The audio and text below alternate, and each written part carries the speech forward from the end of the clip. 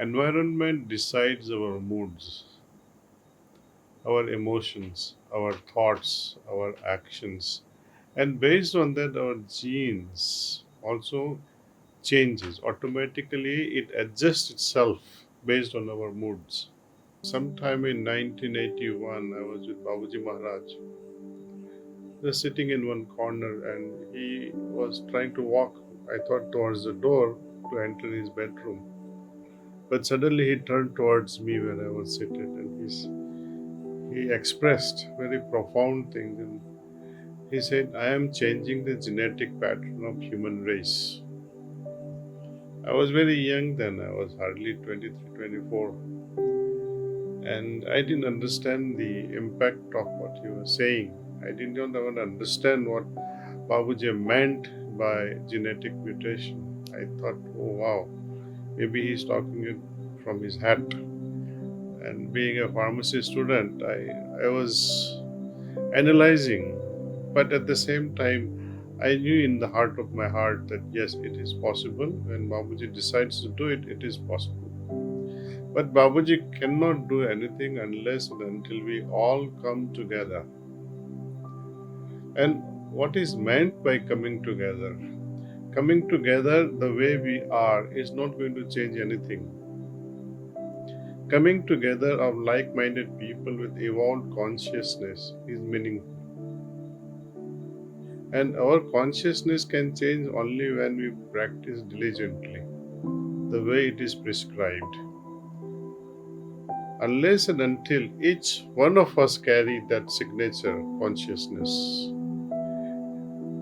aggregate cannot be reached.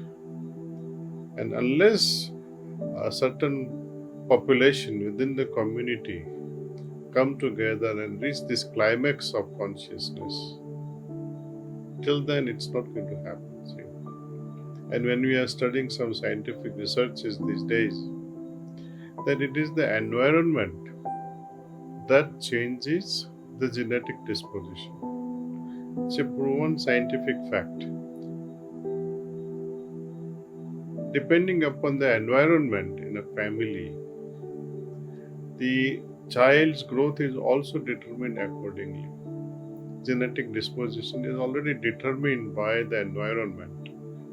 See, it starts from the very early days when, for the first time, two chromosomes meet and they come and form an egg and then embryo and then it multiplies. But each moment it is influenced by the surrounding. If mother is surrounded by a violent atmosphere versus mother is surrounded by peaceful, holier atmosphere, then the disposition of the growing embryo will be different. You see, how the child would later on think and express itself will be totally different. And it is all determined by that environment. The way we conduct ourselves in a family, that brings in and cultivates the future of our family.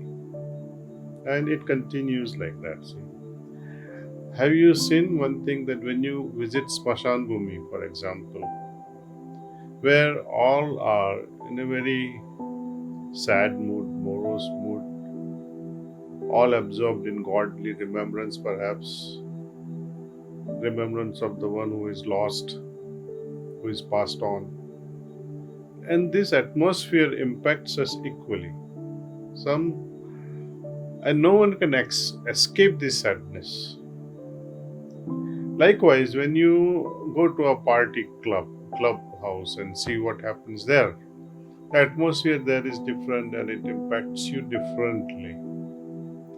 Similar thing happens in a hospital. For example, when your loved one is in a hospital and you go, what happens to you then? So it all depends on the environment.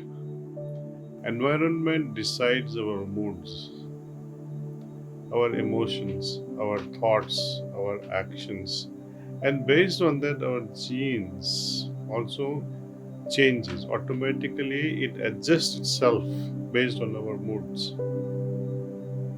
So when many of us come together, like-minded spiritual people, And when that intensity, I mean, whether there are two very serious abhyasis or 200 abhyasis but not very serious, so you have to wonder whether what matters, is it the number or is it the quality of consciousness of each individual. So Babuji says it's all about consciousness which is so refined, but not just by one person, but multitude of it.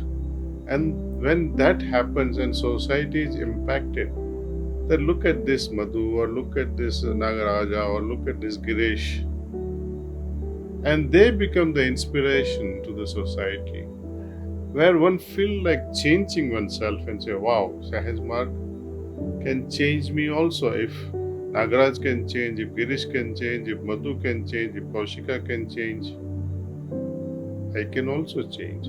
So at the moment our role is, we are the product. We are the salespeople. We are the scientists. We are the experiment. We are the final product of that experiment. We have no other physical product to display and say, look what Sahajmark can produce. We are the product, and how we display ourselves with our behavior, the way we talk, the way we conduct ourselves in society, in the office, at home, that is the crux of the matter. See? Lead a life in such a way that it create piety, feeling of holiness, feeling of reverence in others. So you have to be reverential, you have to feel holier inside yourself that yes, I am the embodiment of presence of God or the divinity in myself. And when these vibrations touches the others' hearts, slowly that person also would like to become like the master. That's why Babuji says, I don't make disciples, I'll make masters. So when there will be many masters with evolved consciousness, humanity will change.